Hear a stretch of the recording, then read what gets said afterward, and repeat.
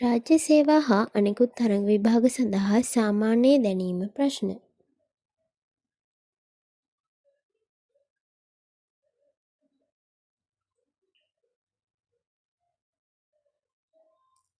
පන්සිය පනස් ජාතක පොතෙහි සත්‍යය ලෙසම ඇති කතා ගණන වන්නේ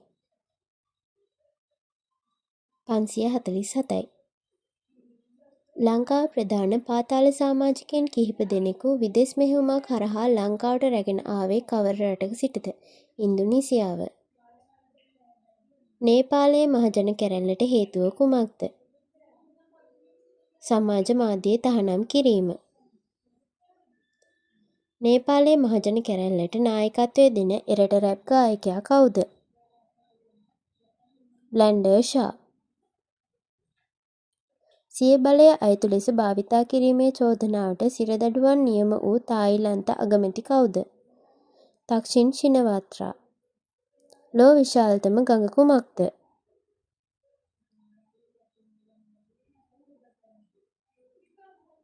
ඇමේසන් ගංගාව. WhatsApp වෙතට අභියෝග කරන ඉලොන් මාස්ක්ගේ අලුත්ම sannivedana මාධ්‍යය කුමක්ද? X-chat. ආසියා මහද්වීපයේ පිහිටි විශාලම ගංගාව වන්නේ යැන්සින් ගංගාව. ලොව විශාලතම වියලි කාන්තාරය කුමක්ද?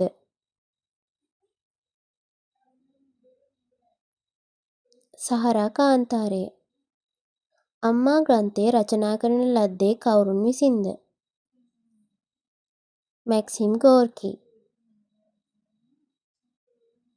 ශ්‍රී ලංකාවේ ප්‍රථම අගවිනිසුරුවරිය කවුද? ආචාර්ය ශිරාණි බණ්ඩාරනායක මහත්මිය. ශ්‍රී ලංකාවේ පළාත් සභා පිහිටුන ලද වසර කුමක්ද?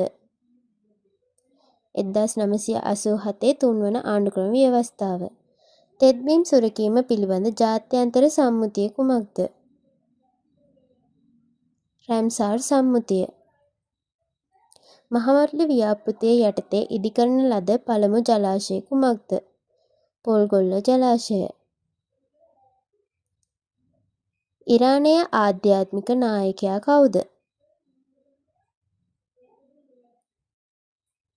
අයතුල්ලා අලි කුවේනි. ශ්‍රී ලංකාවේ පළමු සුහුරු පන්ති කාමරයේ පිහිටි පාසල කුමක්ද? ශ්‍රී ජයවර්ධනපුර කෝට්ටේ පිරිමි විද්‍යාලය. ලෝකයේ පළමු වන ට්‍රිලියනපතියා වේ යැයි සලකන්නේ කවුරුන්ද? Elon mask. 60 පැයකින් නිම කරන ලදැයි සැලකෙන 60 දාගේ කවර රජෙකුගේ නිර්මාණයක්ද? නිශ්ශංක මල්ල රජු. සංස්කෘතික ත්‍රිකෝණයේ ව්‍යාපෘතියට අනුග්‍රහය දක්වන ආයතනය වන්නේ යුනෙස්කෝ සංවිධානය. 2024 T20 කුසලානය දිනාගත් රට වන්නේ ඉන්දියාව.